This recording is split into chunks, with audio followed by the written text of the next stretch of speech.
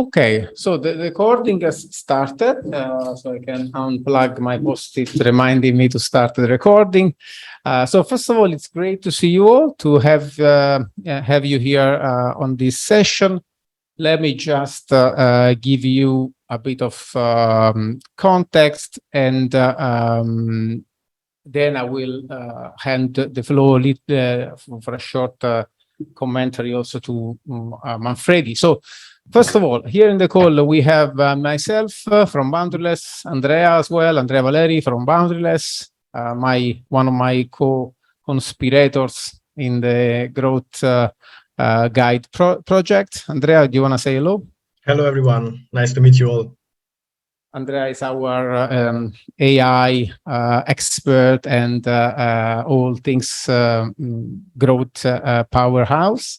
And then with me, we have also my co-conspirator and main co-author of the Growth Guide, Manfredi. Manfredi, do you want to maybe say hello? Hi, everyone. I'm connecting from London today. Nice to see you all. Thank you, Manfredi. So as I'm spotlighted here, let me just give you a little bit of context of what we're going to do today. So essentially, we embarked on this project in, I think it was January, maybe last year. And we started, our aim was to basically wrap all the knowledge that was, or at least a relevant part of the knowledge that was emerging from the space of growth. We don't call it growth hacking anymore because it's essentially became something bigger than just growth hacking. So it's also strategic elements, not just tactical ones, not just metrics. So we embarked on this idea to consolidate all the knowledge around growth and product thinking that was an essential part of this conversation. In the last few years, we did I think 4 webinars, if I'm not wrong, with James Carrier, with I think we had several practitioners, Craig, Ed Baker, we had Tommy from Strong, so many people that joined us into these webinars. And we ended up in consolidating these conversations, plus collecting all these, writings and practices and frameworks that many of the leaders of this area of thinking have been sharing across the last few years. So now we have just released in June as our 100+ pages guide, complemented by several canvases and cheat sheets. Everything, as you know, it's released in open source, so Creative Commons share alike attribution. And if you want to create, derivative works, or if you want to use this in your professional life and you are unsure about the license, please reach out. We are always positive in guiding, correct people in adopting the license in the right way. So before jumping into the content, I want to just give Manfredi 2 minutes to frame a bit this idea of product and growth into the life of an executive or a VP or head of growth in existing organizations like he is. So Manfredi, just a couple of words on this maybe. Sure. So I think it has been quite an interesting and exciting journey to kind of collate all the information and the knowledge we could gather from literally quite a few of the world's top experts during the series of webinars we did, on top of all the literature we found, and kind of integrating that with Simone's work and the approach of the platform design toolkit. What we found, and what I found during my career to date, is that fundamentally, because marketplaces grow due to a matching of demand and supply, the growth is fundamentally integrated with the product design and the efficiency of that product. Also, what we have seen is that, first of all, nothing helps a product growing like network effects, but also almost nothing hinders a product growth like network effects. And what I mean by that is that if certain marketplace doesn't have particularly strong network effects, then that growth is limited. And so before you embark on that journey, what this guide helps you do is look at the different elements that should be able to tell you how much growth you have ahead and potentially plan for creating more defensibility around it, so to deliver not just growth but also value. And kind of this is what the guide does, right? So there's first of all a strategic framework, and then it dives into the tactical aspects of growth at different stages of the company. Thank you so much. Thank you so much for this quick intro. So let me just remove the spotlight so that we can focus on the board. So we have created a board. This is going to be 1 hour session. So at the moment, as you have received in your calendar, maximum 3:15 CET or 4:15, if I'm not wrong, 1 in UTC. We're going to close the session. So what is the plan? Essentially, the plan is to share with you this board. So the link to the board, I'm going to sharing it on the chat in a minute. The board is interactive, so you can interact with the board. And so let me tell you what's the plan. So essentially, in the board, you see there are the 3 key elements of the release we made in June. So there is the guide. The guide is this 100-pager, so more than 100 pages, so 114 more specifically. I trust that you have been at least, picking into this, and at least a suggestion that I can give you to watch the presentation video on YouTube if you didn't. But well, essentially, maybe we can just look into the TOC quickly. And the guide covers, I think 2 major elements, or at least I would say 2 directions. You can look into that. One is it's divided in a theoretical elements, theoretical framing, and then an operational guide. So you have, the first part of the guide is more into theory framing. When I say theory, I mean, essentially description frameworks and so on. And the second part instead is more like operational. So you can use it really to apply the thinking into your projects. And another directionality we can think about that essentially characterize the guide is more the directionality of what happens before and after reaching liquidity to some extent. So there are also other elements you can think of when looking into the guide. You can think of something like strategic and tactical. So, for example, everything that deals with product design, more strategic level, and tactical, we mean, for example, tactics or metrics and so on. So, the guide is structured this way. Then we have the canvases. More specifically, we have 3 canvases. One canvas is pretty much a blank canvas, which with just a little bit of guidelines, let's say, to explore your growth flywheels, also based on the library of flywheels that we have identified. And the second one instead is essentially a canvas that is dedicated to understanding the properties of your network, of the network that is underlying your marketplace, essentially, at least the marketplace side of your platform strategy. So understanding the properties so that you can figure out what to expect in terms of network effects behavior, and also play with tactics that we have listed into the guide. And I'm talking about tactics for kicking off the growth process, the liquidity process. Okay, so that's another canvas. And finally, that's quite invaluable, because there's a lot of content out there, and actually we've gone through the lengthy process of kind of really cutting it down for each single kind of network effects type and understanding what is the best solution for it. And that should help everyone save time. Yes, and indeed, I see Dan is moving, but sorry, that should be locked, but I don't know why it doesn't. So let me lock it again. So basically, as you can see here, there is also the cheat sheet that we created, the growth tactics cheat sheet that does essentially what Manfredi was talking about. So at least we give you an initial framing on how properties of the network connect with tactics, so that you can use this as a guidance, let's say, to formulate your tactical approach to addressing the liquidity problem here. So that's one thing.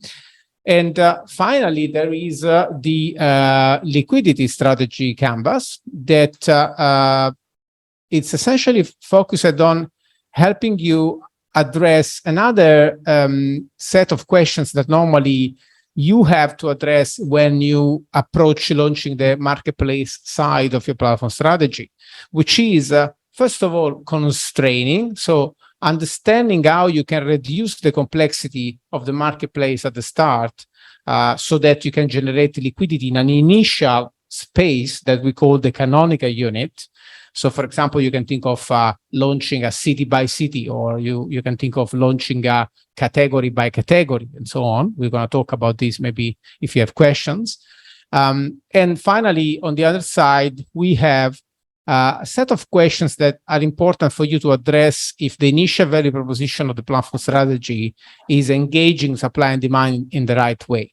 So these are more or less, let's say, the things that you find in the guide. So again, 3 canvases, some cards, and a cheat sheet that connects network properties with tactics you can use to kickstart liquidity.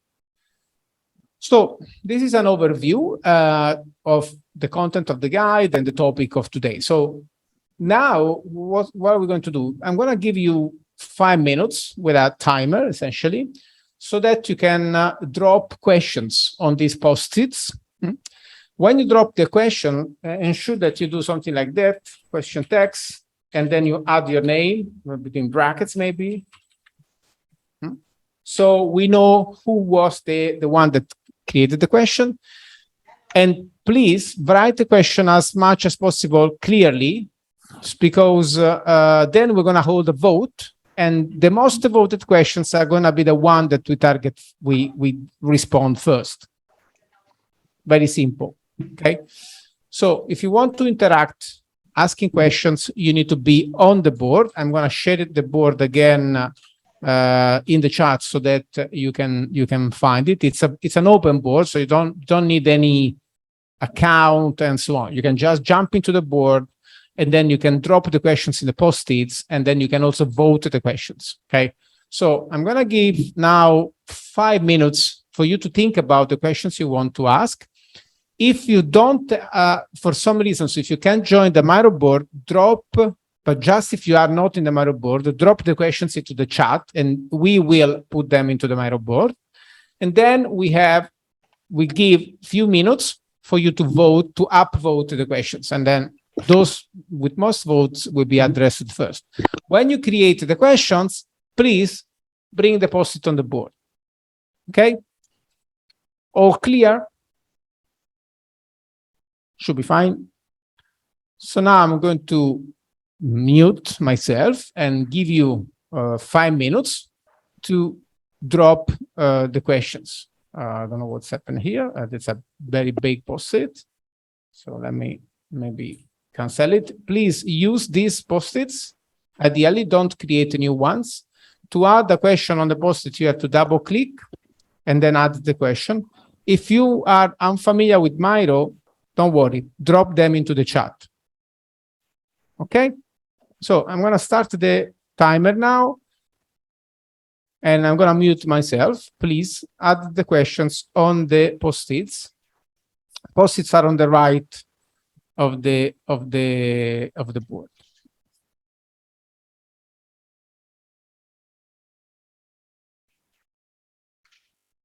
Okay, let me put up a timer.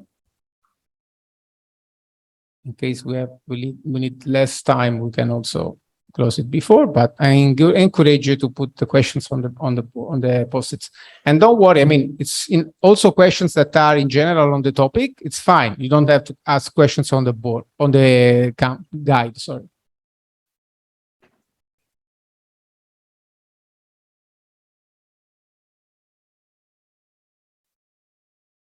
Okay.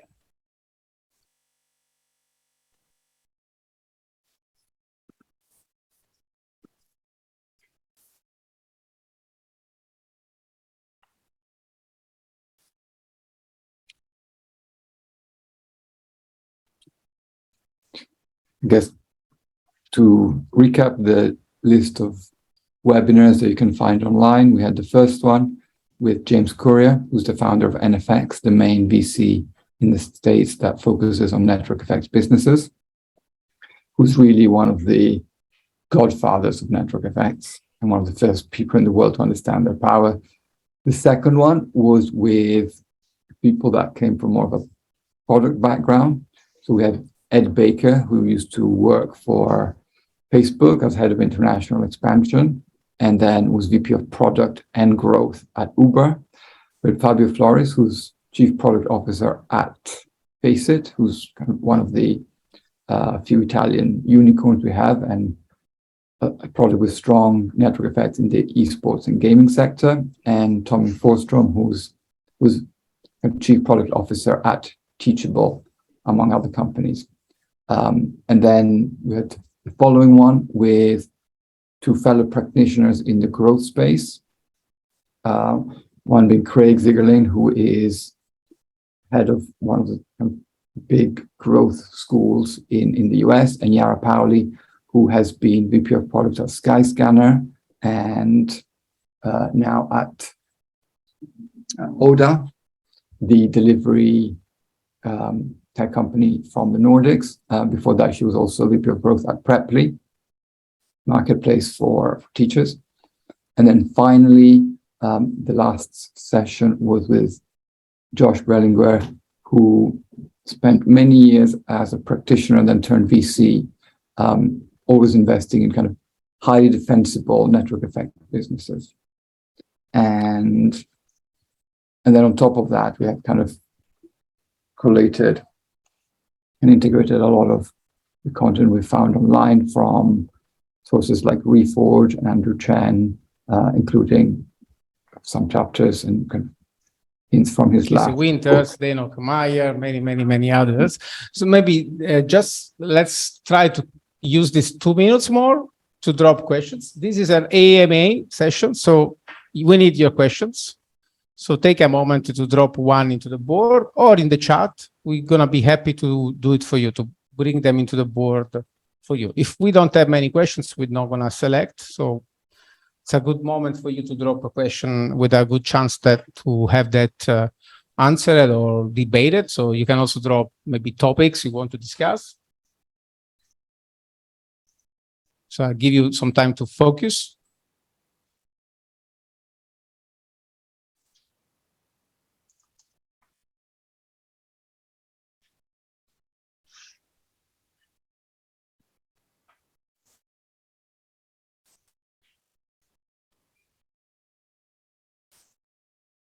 There are no wrong questions, of course.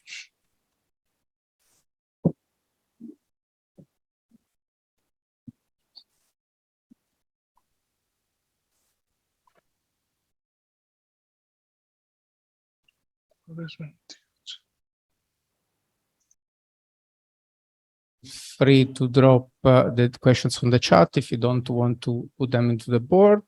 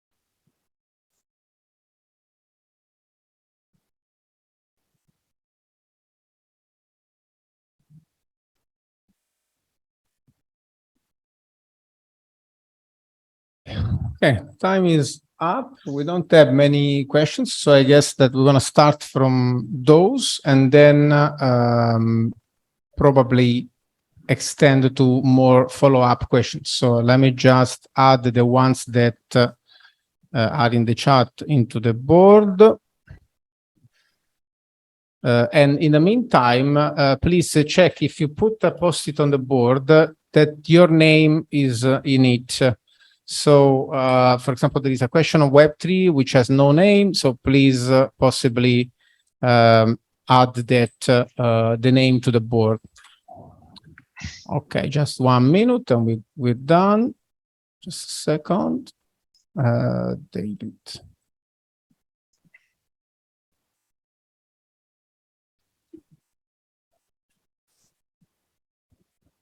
Okay, so David. Okay, so at the moment we have just voila, 6 questions on the board. So I don't think we have to prioritize. So we're gonna go through those, and then maybe if there are some other follow-up questions, so we can continue. Otherwise, we will maybe spend some time in sharing with you some of the experience we had with the tools on the guide and how we've been using them in the last few months. So let me maybe go full screen. Okay. Okay, so let's start from the first one. I just put them in casual, in random priority. So the first one is from Jorge. Please explain a bit the flywheel sketching canvas. Do you want to add something more to your question to give more context, Jorge? No, thank you. It's only to understand the big picture about this canvas, please. Okay, so basically, how do we use the canvas? So normally, what happens when you are doing this, the work of exploring how you can articulate. Can you focus in this canvas, please? Yeah. Thank you.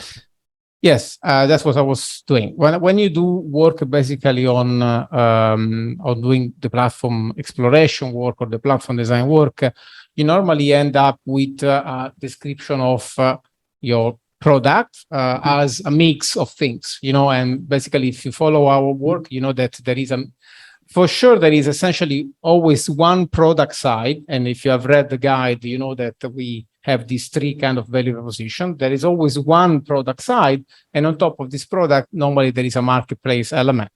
So the flywheel sketching canvas essentially helps you to understand how the defensibility flywheels compound on each other. So, for example, let's say that you have a basic, maybe we can focus on these for a moment. So essentially, normally you start from at least from one core network effect. So, for example, most likely it's going to be a 2-sided network effect where you have buyers and sellers, essentially suppliers and sellers and buyers. Sorry, you have, I don't know, for example, you can have a host and a guest, you can have a rider and a driver in something like that. And this is going to be at the core, let's say, of your flywheel. So, for example, let's say that, I don't know, let's say that we are working on a marketplace for, I don't know, something like sales of used cars, right? So you will have sellers on one side, and you will have buyers on the other, right? Car buyers on the other.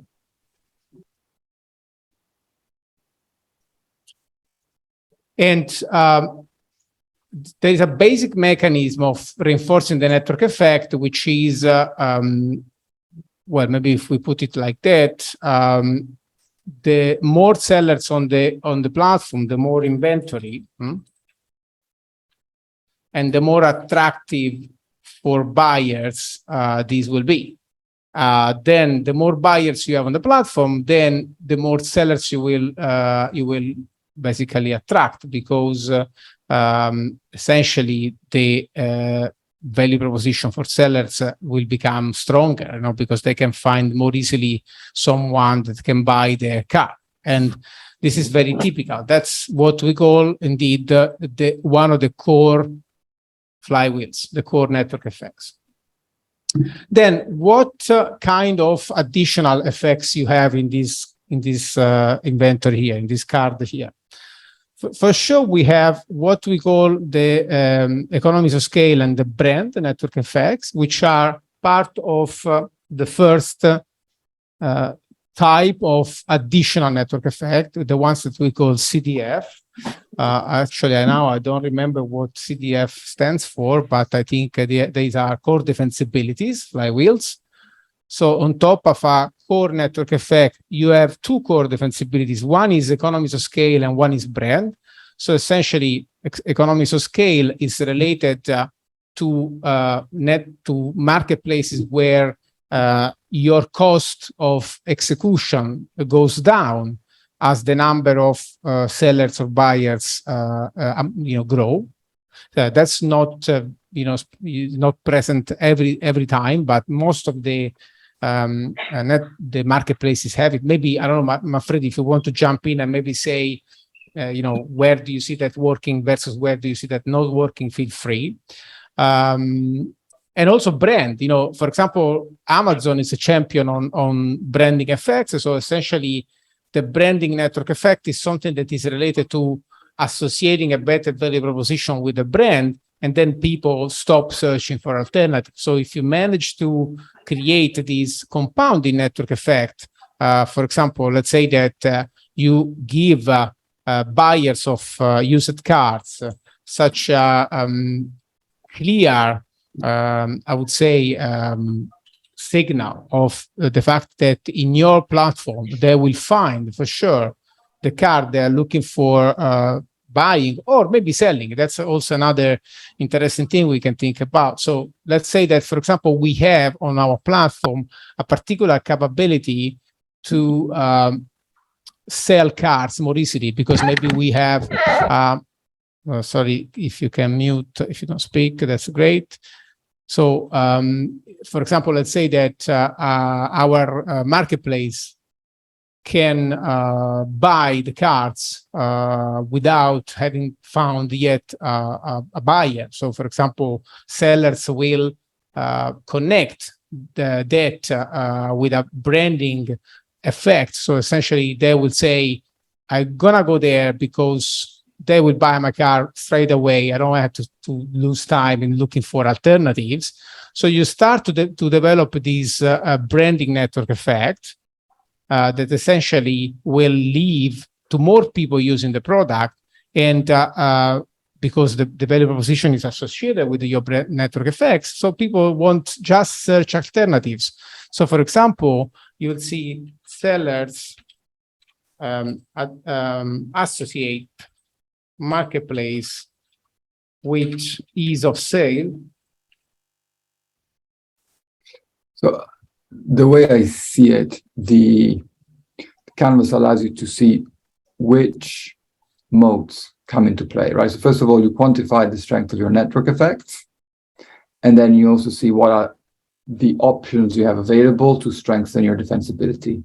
In the example just described, it would be automatically brand and economies of scale. And so on that, you can kind of plan your business. So it's a pretty strategic tool, basically. Exactly. It's important for you to understand essentially how the growth is supposed and the defensibility are supposed to happen. So it's strategic in a way that helps you to, for example, if there is no, let's say that there is no association from the seller's point of view that your marketplace is going to sell their car more easily, then you can work on some features, for example. And in that case, when I spoke about, for example, pre-buying cars without finding the buyers yet, this is a fintech, I would say, solution that you can adopt. And essentially, this will increase the perception of the brand.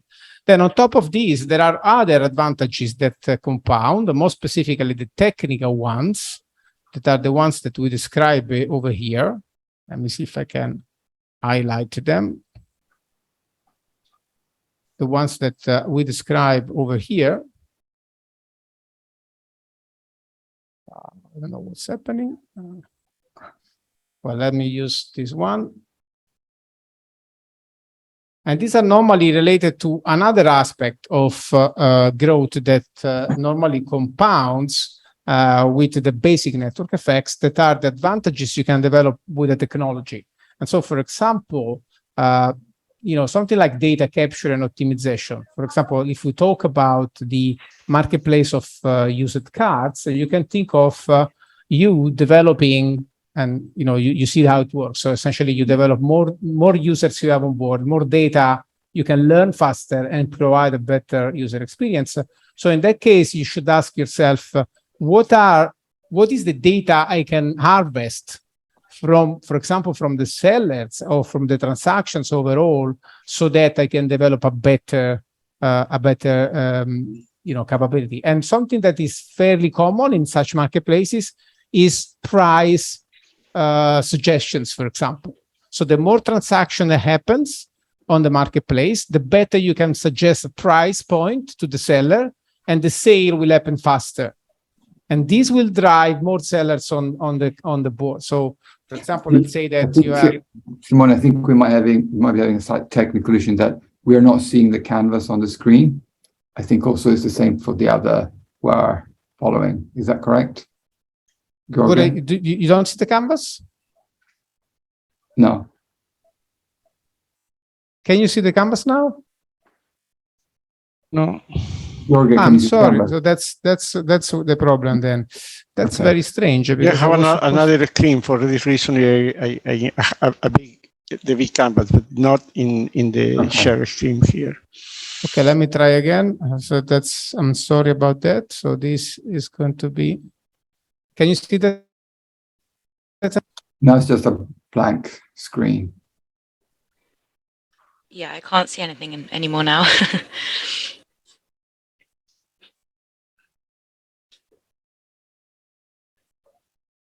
Of course, my Zoom crashed. Let me try again. Can you see that the canvas now? Afraid not. Yes. Oh, yes, back. It's back. Okay, good. So sorry if I was talking for 5 minutes without the canvas in front. So that's especially for the ones that are going to watch the video that don't have the link to the board. It may be complicated. But in any case, these are the two flywheels that we have identified already. So the core one and the additional one in terms of branding. And then I was talking about the last one, that is technological advantage.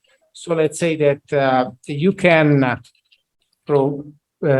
provide better price suggestions to sellers. And this is probably because you have been transacting several transactions on the marketplace. So let's say that the more sellers you have on board, the better you can provide price point, and this will drive more buyers, for example, and also more sellers on the marketplace, because these will increase the conversion rate. So this is an example of technical advantage that you can develop based on harvesting data. So what is the, wrapping up, what is the point that we wanted to raise here is that here you have essentially 3 types of flywheels. These 2 are the most important, let's say the core ones. And normally when we talk about marketplaces, we normally talk about 2-sided network effects. So this one specifically. Then you have branding and economies of scale that are normally related to processing a high number of transactions and improving, either the perception of quality or, reducing for example, your take rate, because you process many transactions. You can your fixed cost, let's say, can be distributed across more customers, so lowering your take rates. And then the technical advantages that you can develop. And I encourage you to dive into the guide to understand better, but we're talking about developing proprietary technologies, optimizing through data, and possibly using lock-in factors which are a bit more complex, but essentially mean that the users of your marketplace will integrate the features into their professional stack, let's say. So it's making it harder for them to change to another platform. And thus, basically, this means you're going to have less competition. So it's important to understand how these things compound into making your marketplace platform defensible. Yeah. So that's how you use the flywheel canvas. And, you know, maybe, I don't know, Manfred, if you want to add a couple of bits, but why is strategic? So I think also it's the key takeout also is that there are some are really standard flywheels, right? Economies of scale is the same for everyone. Brand is the same for everyone. Network effects, there are many different types, but it's kind of the same for everyone. But then on top of that, some of them might be quite unique to a certain company, right? To the certain sector you play in. And the key takeout here is that these kind of growth loops are a view of looking at growth that helps you compound growth. So it's not just a tactic that you implement once and then you don't know what to do afterwards. And then, of course, you know, the stronger is your flywheel, the more growth it will deliver in future. That's it. So this is the flywheel canvas, and that's the flywheel cards library. So let's move into the second question. Can you please define liquidity? Let me see if there is something related. Well, I don't think so. At the moment, this seems standalone. So how do you define liquidity, Manfredi? So liquidity is fundamentally when the marketplace works at what is considered a satisfactory level. That means that if you go into a marketplace to look for a used car, there is a reasonable number so that you know that you will be able to find some, you know, there's a decent chance you find something that's of interest. If, for example, you're doing ride hailing, say, you know, the Uber of this world, it means that if you call a car, you should be able to get one usually within 10 minutes. When you don't have liquidity, on the other hand, maybe you have to wait 25 minutes. At that point, the service isn't useful anymore. Or say that you are looking for a holiday home, but actually, you know, because you want to go to Rome next week, you only find 2 homes, or, you know, maybe none next week, but only the week after that. That means the user experience isn't good enough, and therefore the marketplace will fundamentally not work. Right. I think one thing I want to add on this is the idea of canonical unit, which I think you have to understand to really understand why liquidity is important and how to use the canvases that we created. So, of course, you know, liquidity, you have to attain liquidity on the full scale of your marketplace operation.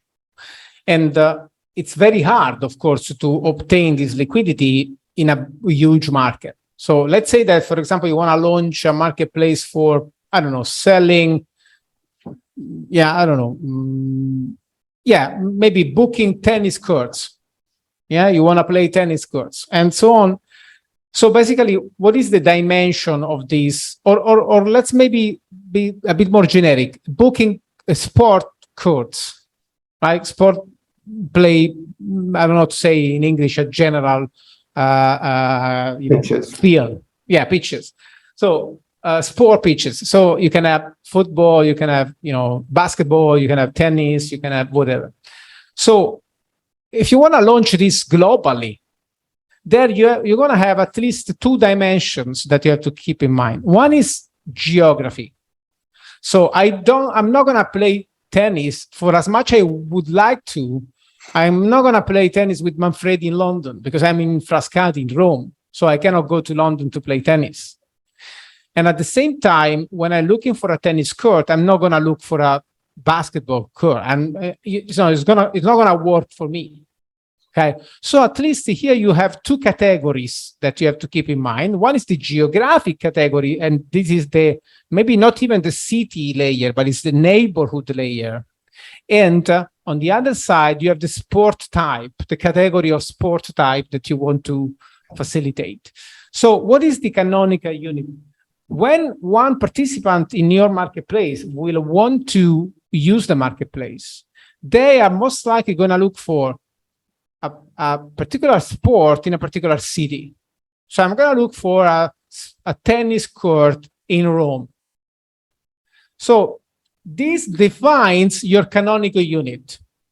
And this is the space where you have to first achieve liquidity. So the space is going to be the neighborhood and the sports type.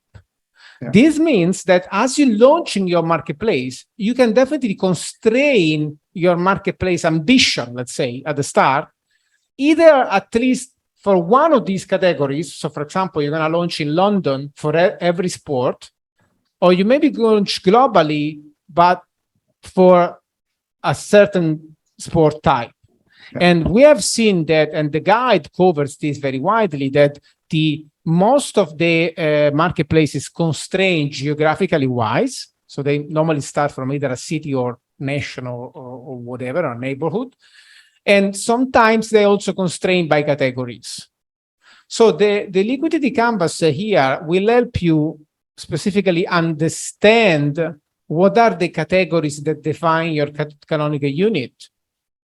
Okay, so you have to figure out what are these categories. Is there a location category? Are geographical elements relevant? What are the product or service categories that you have? And maybe how do they fragment even more, right? So for example, you can have, I don't know, I'm just making this up, but you can have playing sports in the morning and in the afternoon. It may be different, right? Because maybe it's for someone that plays sport professionally versus those that play sports as a leisure thing. So weekends versus weekdays. Okay. Yeah. So that's one important thing that the liquidity canvas helps you address. Then, of course, other things that you have to ask when you're looking into liquidity, you're looking into other elements. So, for example, what side should you focus on, the suppliers or the demand? So the question is, sometimes if you focus on a side, you can attract the other side. So liquidity always also goes through choosing what side you want to focus on onboarding. And most of the times you will be supply constrained. So the supply will be important first. And then on the other side, sometimes the demand side. So this canvas helps you also understand what side you want to focus on and ask additional questions more qualitatively to understand what to address when you launch the strategy. So that's the liquidity question. Then Trent is talking about anti-network effects. Again, Manfredi, I want to give it to you to maybe address this first. So anti-network effects, I'm wondering here, if are we talking about kind of negative network effects? I think that's the idea, yes. I think so, yeah. So fundamentally, that happens when the matching worsens. Let me give you some examples. It can have different natures. So if you are looking for a let's say you're looking for a teacher to teach you how to play guitar online, right? So they can be anywhere. And the marketplace offers you 752 of them without being able to sort them in any way. Is that actually useful? No, that isn't useful because actually too much choice can worsen the quality of the service. So that is kind of the concept of negative network effects. It can also work. It actually works very well for anything that is, for example, very quality oriented, right? If you want to match, for example, if you want to do anything exclusive, like, for example, an exclusive social network, negative network effects kick in reasonably quickly because once it gets too big, it's not exclusive anymore. Yes. Also, another example could be, I don't know, what happens with when suppliers become too competitive, right? With Uber, for example, when you have too many drivers and then they get less rides, or maybe there is too much price competition because you have too much supply on board. So this is also another important point. When you deal with, and this is again, it's with the liquidity canvas. When you deal with supply side, you need to grant a certain minimum amount of orders. And so supply engagement is very important. If you produce these anti-network effects, these negative network effects that end up in thwarting the amount of orders that they receive and create these negative patterns, the engagement will go down. So that's something you also have to think about. And in terms of the shape of the network effect, you will see something like that. So you will see, of course, the network, lagging until you don't get to a liquidity event. So you start to pick up in terms of growth, and then at some point the network effects will plummet like that and start to go down, basically. So that's a signal that that there are negative network effects. The value perceived goes down. Yeah. A key thing to understand is that sometimes that negative network effect can be countered with more supply or more demand, right? So, for example, you have too much pricing competition on one side, maybe you just need more demand for that to disappear. So sometimes that can be countered. However, in certain occasions, it just becomes negative regardless of the balance between demand and supply. Right. Another important point that I think we should highlight is that of negative profits, which is kind of linked to this topic, if you like. So say you're Amazon and every single company that wants to sell online in the retail space is going through you, and they have to go through you, or Booking.com with hotels. At that point, you might be tempted to increase your rates and your fees for all the sellers, right?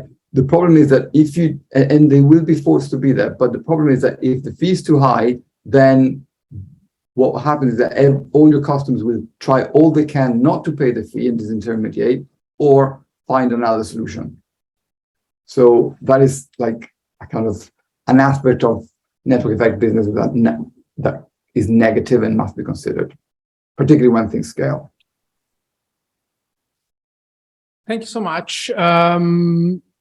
So let's maybe anticipate this on growth marketers, because the ones on Web3, we'll leave it for the end as it goes a bit off topics. So question from Melina is, in your opinion, what do top growth marketers or companies who focus on growth have in common? And I don't know if Melina, if you want to add more.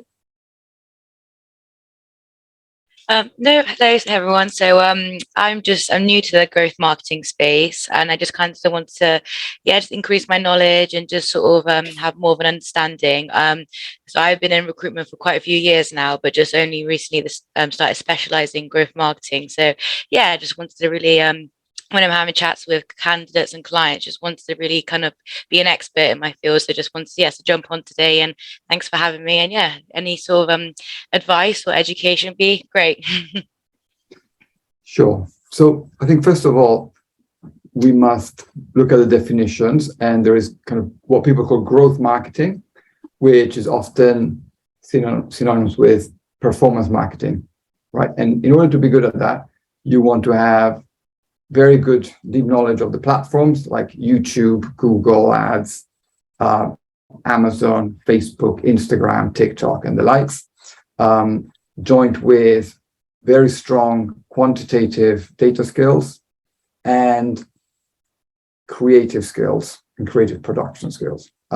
Potentially, if you're working at scale, say somebody like Booking.com, then you need very strong operational skills because you're working at a global level. So you're managing big teams. When you're actually talking about growth, then that is deeper, and it's really about managing the kind of relationship between customer acquisition and customer retention. So what's called, in terms of metric, CAC, customer acquisition cost, and LTV, lifetime value. And you do that by managing the way in which you onboard customers, so the cost and the advertising channel you use there, but also the onboarding experience and the messaging, but also the product experience that will then dictate the retention and lifetime value of the customer. And of course, they're all aligned and it's a more complex product. The two are connected, but sometimes you just need to divide labor within an organization in order to get more specialization. But very often growth per se is almost more of a product function, while growth marketing is more of a marketing function. What do the best teams do? They really kind of join the two together, because ultimately what happens is that the distribution channels are fairly finite, right? So if you're distributing at scale, and let's forget the kind of early stage at the moment, because that's a bit different. But when you're working at scale, there are only a number of big channels you can use. There is Google, Facebook, maybe YouTube, LinkedIn for B2B, TikTok potentially, affiliates, virality. Very often, what you see is that you might have good products that don't sell. And that is because so the main channels will not change for you. So you have to change your product so that it becomes sellable on these big platforms. And that's why I think the best teams really kind of engineer their products to maximize distribution. And when you look at that, how do you kind of create that type of strategy? Well, you look at the kind of growth loops that we describe in our guide. Yeah, maybe one thing I can add to double click on this idea of product and marketing together. For example, I was reading some essay yesterday actually from Andrew Chen, and he was referring to this idea that we are facing a downturn now, and maybe in this downturn we don't want to look into acquiring many more users, but maybe monetizing and increasing the engagement of the current users, and that's definitely a product topic. It's much more product design than growth, actually, because you have to design new features, you have to increase the engagement on the existing features and so on. But in any case, data, being data driven is also very important, experimentation as well. So these are the things that you have to learn if you want to deal with marketing at today: product design, data, experimentation, and so on. Okay, so let's use this. You're very welcome. Thank you for the question.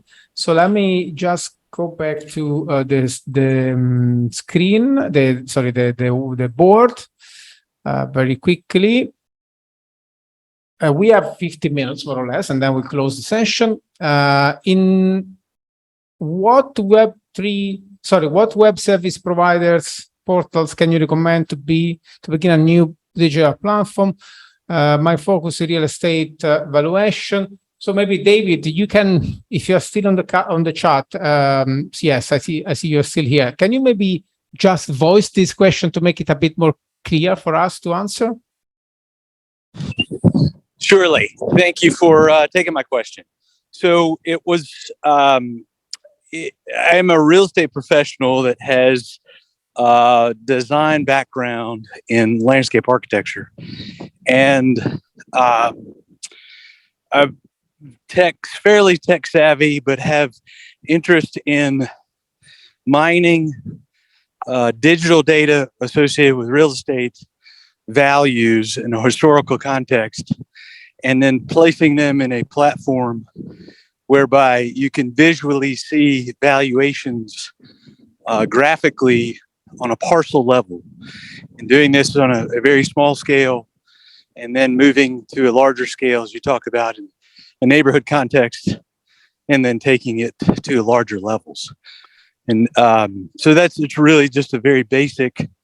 So if I get it well, you're asking about technical solutions you can use to prototype this marketplace, right? That is correct. Right. Okay, that's it.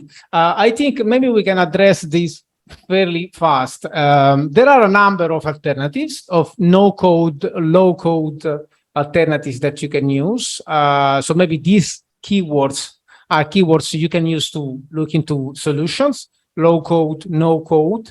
But maybe if we have to suggest one, let me suggest our friends. So we are big friends of ShareTribe.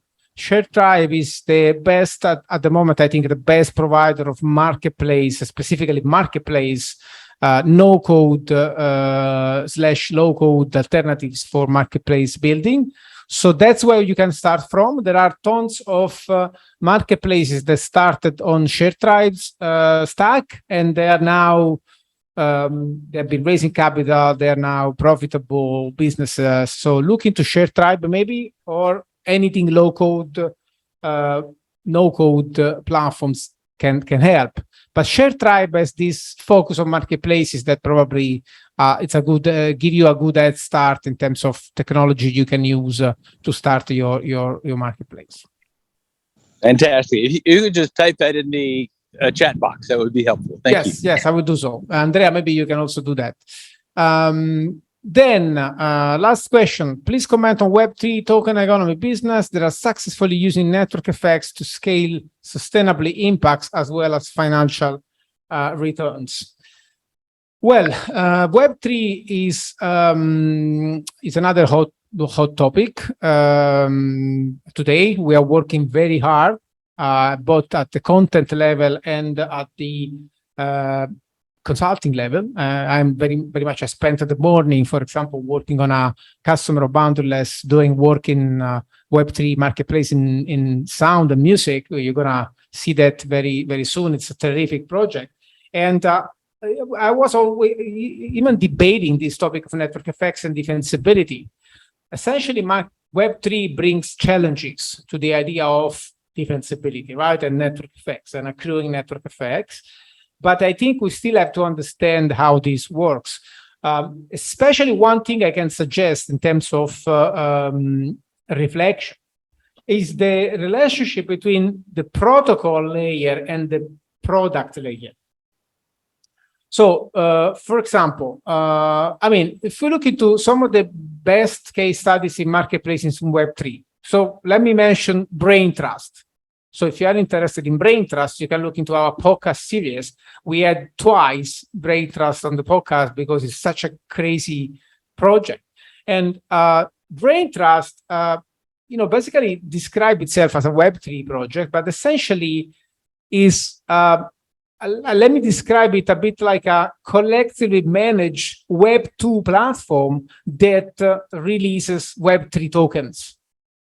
So they're using tokens to create this network effect, meaning that, of course, if you can, for example, connect to the very famous blog post from Chris Dixon that was released several years ago when he first said, you can solve liquidity. So basically, what is the problem? The chicken egg problem. When you start a platform, a marketplace, people don't join because there is not enough use value. Right, there's not enough choice on the marketplace. It's not liquid yet.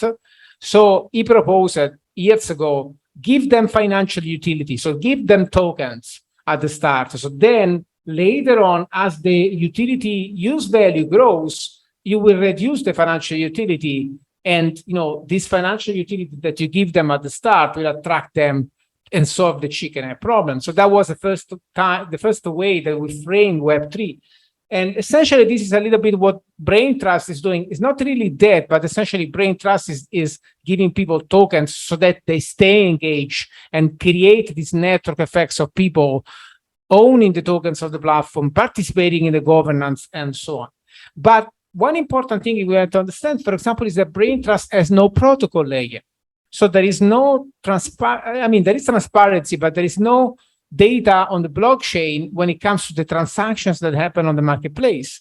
And instead, other projects are trying to explore this possibility to also have the transaction layer on the blockchain so that essentially what could happen. Imagine that, for example, all the transactions happening in a marketplace are in blockchain, the profiles on the blockchain, the reputation and the identities are on the blockchain.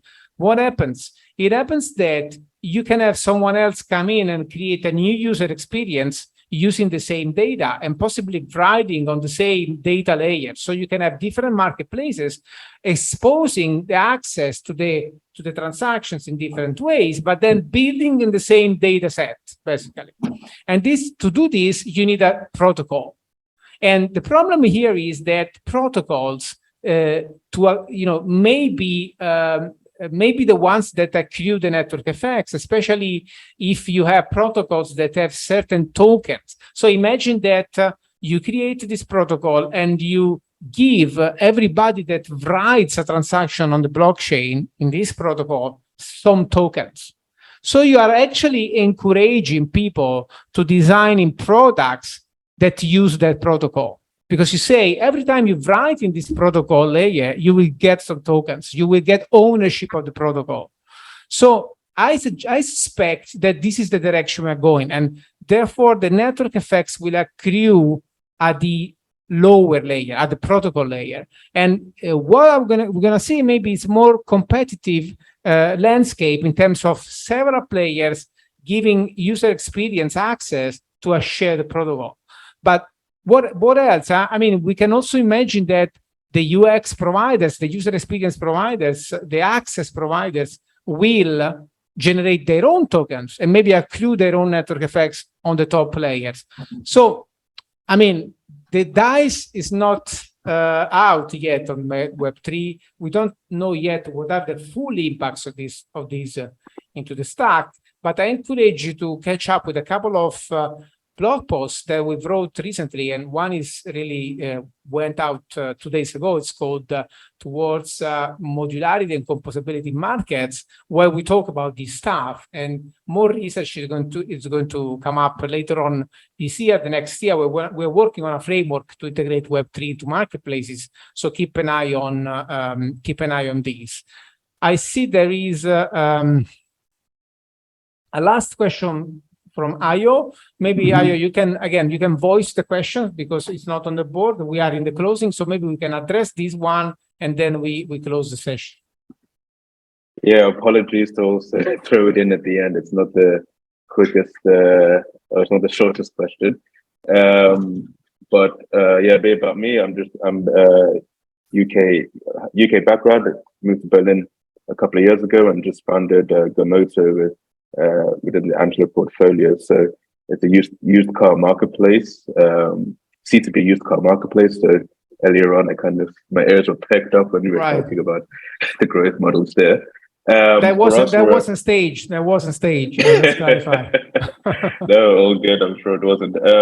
And yeah, for us, of course, being super early stages, there's a ton of these growth models and kind of growth engines. But the question is, how much of this is actually really applicable to day zero, or even okay. So initially, you want to do things that don't scale, right? So first of all, you want to define your sector of reference, right? You frame it, and that will then dictate your liquidity metrics. Even before that, maybe you just want to see that there is demand for the service potentially, and so you want to see, you just want to get your first 100 or 1,000 customers on board. And there's actually been a study done recently that looks at a lot of large B2C tech companies, names that we all know, like Netflix, Facebook, TikTok, Tinder, Instacart, Airbnb, Calm, Duolingo, etc., and what they did to get their first 1,000 customers. And fundamentally, there are 7 different tactics. One is you reach out to people you know. Second is you reach out in a very kind of thought out, targeted way to strangers. So you have to create a very kind of compelling pitch for that, and you have to filter your prospects carefully. Or you find places where they hang out online or offline. So online, maybe you might find that there is a community or a few forums that talk about different cars. Maybe you can become part of the community, or maybe Facebook groups, and then launch a message. You might want to work with influencers, and so sometimes you can find some influencers that are extremely relevant to your niche, and get them on board, maybe with a free service, or maybe paying them. It might be a cost efficient way. You might be able to get press through PR, or you might be able to create viral content if you have the right kind of product. And finally, get physical placement. So a few companies did that by being able to find a really good spot in which to advertise. that's, I would say, is the riskiest one. I wouldn't go down that route. But if you connect me on LinkedIn, I can link you to the blog post that looks at all that. Super, thanks a lot. Welcome. By the way, we have these 10 tactics, and some of them are the ones that Manfredi mentioned. So, for example, email list and community, or virality, or maybe single user value as well, or even marquee. Some of these things can work when you are, in the very early stage. So maybe you can read that again, and we'll see that some of them. So, for example, creating this content that can get you, start, your reach, are applicable in a very early stage. So, that's all for today. I think we managed to go through the whole set of canvases. We got some interesting questions. It was just 1 hour chat. So I think we did enough for the day. Thank you so much for joining us. Again, check back the guide. If you need any help, feel free to reach out. As you know, Boundaryless provides also consulting services. There is a boot camp coming up in October, and this bootcamp will feature more content from the growth guide, because we extended to 7 days instead of 6, also to have this. And we're already working with Manfredi for a vertical class on growth and product. Most hopefully will be available later on this year or maybe early next year. So keep an eye on our channels, subscribe to our newsletter. And stay tuned. We're working on so many interesting things: Web3, organizational structures, experimentation frameworks. Things are coming up. So as always, stay tuned and talk to you at the soonest. So thank you so much for your time, for your attention, and that's all for today.